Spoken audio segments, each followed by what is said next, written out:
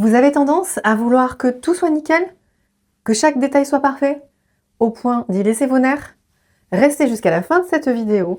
On va voir ensemble comment garder le meilleur du perfectionnisme sans vous y brûler les ailes. L'objectif, ce n'est pas de faire moins bien, c'est de viser juste. On va d'abord comprendre d'où vient ce réflexe des 120%, puis je vous montrerai comment ajuster vos pensées avec un outil TCC simple et comment régler votre niveau d'exigence selon le contexte. On terminera par un exercice pour définir votre niveau juste de qualité. Je suis Nelly Panuzo, psychologue, psychothérapeute et docteur en psychologie. Je suis également cofondatrice de Let's Talk, la plateforme de psychologie et de psychothérapie en ligne. Chez Let's Talk, on vous propose des parcours thérapeutiques avec des psychologues expérimentés qui allient exigences cliniques et outils concrets. Et si vous souhaitez aller plus loin, consultez aussi notre chaîne YouTube. Vous y trouverez des éclairages clairs et des outils pratiques pour prendre soin de votre santé mentale et émotionnelle. D'abord, soyons justes avec le perfectionnisme. Il a de vrais atouts. Sens du détail, qualité, fiabilité, rigueur, souvent au service de valeurs fortes comme le travail bien fait, le respect du client ou de l'éthique. Mais il y a aussi des limites bien connues. Quand c'est parfait ou rien, on repousse, on hésite, on surinvestit des détails à faible impact et on finit épuisé en ayant l'impression que ce n'est jamais assez. Ce fonctionnement est souvent nourri par des pensées automatiques et des distorsions cognitives. En deux mots, ce sont des biais de pensée qui vont déformer la réalité et peuvent nourrir des émotions négatives comme l'anxiété. Notre cerveau utilise des raccourcis pour aller vite et anticiper les dangers. Utiles parfois, mais qui peuvent aussi nous induire en erreur et renforcer le stress. On catastrophise, si je me trompe, c'est la cata. On tombe dans le tout ou rien. Si ce n'est pas parfait, c'est nul. On surgénéralise, j'ai raté aujourd'hui, je rate toujours tout. On lit dans la tête des autres, ils me trouvent incompétent. Bonne nouvelle, ça se travaille. L'outil TCC qu'on va utiliser aujourd'hui s'appelle la restructuration cognitive. Je vous propose de le faire maintenant, sur un exemple très courant. Imaginez que vous devez rendre une note de cadrage et que la première pensée qui vous traverse l'esprit est « si je ne fais pas parfait, je ne suis plus crédible ». Notez cette phrase telle qu'elle vient, sans la polir. Puis questionnez-la. Quelle preuve va dans le sens de cette phrase-là? Quelle preuve va à l'encontre de cette phrase? Peut-être vous êtes-vous déjà fait reprendre sur un détail autrefois, mais peut-être que vos 3 derniers rendus, sans être des œuvres d'art, ont été validés parce qu'ils étaient clairs et livrés à l'heure. Existe-t-il d'autres explications? Par exemple, on attend une V1 perfectible avec itération prévue. Quel serait le pire scénario? Le plus probable? Le meilleur? Le pire ressemble souvent à une petite coquille qu'on vous signale et que vous corrigez en 5 minutes. Le plus probable, c'est un rendu utile avec 1 ou 2 ajustements. Le meilleur, c'est un rendu clair, dans les temps, qui permet de décider rapidement.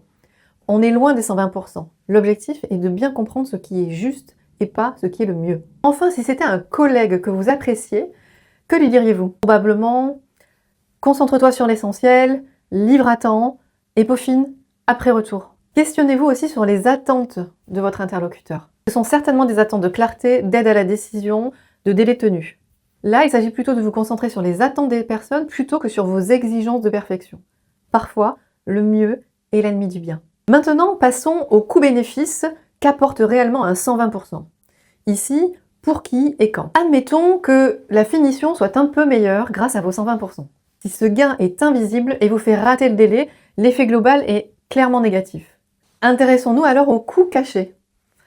Très certainement du temps perdu au détriment d'autres priorités, une fatigue accrue, une irritabilité, des opportunités manquées, et peut-être même un peu de colère ou de l'injustice perçue. A l'inverse, une version à 80-90% qui est livrée à temps, lisible, utilisable, améliorable après feedback, semble peut-être la plus juste.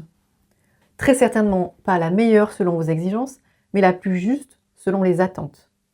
À partir de là, formulez une pensée testable. Dans ce contexte, une version à 80-90% livrée à l'heure est plus crédible et plus utile qu'une version à 120% livrée trop tard. Le 120%, c'est votre propre appréciation sans feedback. Vous êtes centré sur vos besoins, vos attentes, et non les besoins du client, de votre interlocuteur. Et avec tout ça, quand vous avez l'impression d'avoir tout donné, le moindre retour de n'importe qui va sonner forcément comme une critique négative, comme une déception. Pour soutenir cette nouvelle pensée, décidez de votre plan minimal. Gardez une structure claire, 3 idées clés et accepter l'imperfection sur les éléments de forme secondaires. Il faut également bien vous centrer sur les attentes de votre client, de votre interlocuteur. D'ailleurs, avant même de démarrer un travail, il s'agirait même de se poser cette question. Qu'est-ce qu'on attend de ce rendu? Maintenant, pour mieux comprendre d'où vient ce besoin de 120%, un petit zoom. Derrière ce réflexe de tout donner, il y a souvent des schémas précoces, des habitudes de penser, de ressentir et d'agir qu'on a apprises très tôt, qui ont certains besoins essentiels de sécurité, d'attachement, de valeur, d'expression émotionnelle, voire d'autonomie, n'ont pas été assez nourris. Pas de blâme, c'est du câblage appris, ce n'est pas un défaut, ce n'est pas dans votre ADN. À l'âge adulte, ces schémas se réactivent et colorent nos interprétations. Je dois faire parfait pour être crédible, je dois faire parfait pour être aimé. Par exemple, le schéma d'exigence élevée ou de standard inflexible. Rien n'est jamais assez. Et selon les personnes, un schéma de honte ou d'imperfection, la peur d'être démasqué. Il y a aussi la recherche d'approbation, c'est-à-dire que notre valeur est indexée au regard des autres. Un schéma d'assujettissement, dire oui en s'oubliant, ou d'inhibition émotionnelle, étouffer ses besoins, ses émotions. Concrètement, ça donne des scènes très quotidiennes. Au travail, vous surcontrôlez pour ne jamais décevoir. À la maison, vous cachez vos émotions pour ne pas peser. Vous surpréparez tout pour ne jamais être pris en défaut. Vous acceptez trop, trop vite, vous poussez jusqu'au 120% pour être impeccable. Comme ça fait mal, on entretient le système sans le vouloir. Via 3 styles d'adaptation. La capitulation, vous confirmez le schéma en refaisant vos slides 10, 15, 20 fois. Vous évitez, vous procrastinez et n'envoyez pas la V1. Ou vous contre-attaquez. Vous contrôlez tout, micro-détail, rigidité. Quand un schéma s'allume, des modes, ces voix internes prennent le volant. Le parent exigeant, c'est toujours mieux quand c'est plus, quand il n'y a pas d'erreur. Le parent punitif, tu n'es pas à la hauteur. L'enfant vulnérable, j'ai peur de décevoir. Le travail consiste à renforcer l'adulte sain, à poser des limites, à choisir des critères réalistes. Une vraie V1, 3 idées clés, des délais tenus. Vous parlez avec compassion et rappelez que votre valeur ne dépend surtout pas d'un livrable parfait. Ce perfectionnisme peut alimenter un cercle vicieux très simple. Le déclencheur, ça va être une tâche importante. La pensée, les schémas qui vont s'activer, si ce n'est pas parfait, je perds toute crédibilité. Une émotion alors qui arrive, de l'anxiété, de la honte anticipée. Un comportement résultant, soit je me surinvestis à 120% sur des détails et je finis en retard, soit j'évite, je procrastine. Les conséquences de la fatigue, des délais, un feedback frustrant. Et une autoconfirmation. Tu vois, ce n'est pas assez bien, je suis nulle, qui va renforcer le schéma. Pour en sortir, nommez le schéma et la voix qui parle. Là, c'est mon parent exigeant. Basculer en adulte sain. Quel est le besoin? Une V1 claire, 3 points, un délai tenu. Enfin, restructurer la pensée. Un questionnement socratique. Quels sont les coûts, les bénéfices réels? Testez dans le réel. Faites des timebox. Envoyez. Attendez un feedback. Et régulez l'émotion. Rappelez-vous, dans une dernière vidéo, je vous ai parlé de la respiration. 4, 2, 6. N'hésitez pas à partager en commentaire vos ressentis par rapport à ce perfectionnisme exacerbé. Et si je peux, je vous aiderai à élaborer, à mieux comprendre les schémas qui sous-tendent ce perfectionnisme. Deuxième grand outil, réglez votre exigence selon le contexte. On arrête le 10 sur 10 partout. Et on choisit un niveau d'exigence de 0 à 10 en fonction de 4 critères très simples. L'impact. Qui va s'en servir? Quelles conséquences? La réversibilité. Si c'est incomplet ou un peu faux, est-ce rattrapable? Les ressources. Quel est le délai réel? Quelle énergie? Quelle aide je peux avoir? Et la visibilité. Interne ou externe, brouillon ou livrable final par exemple.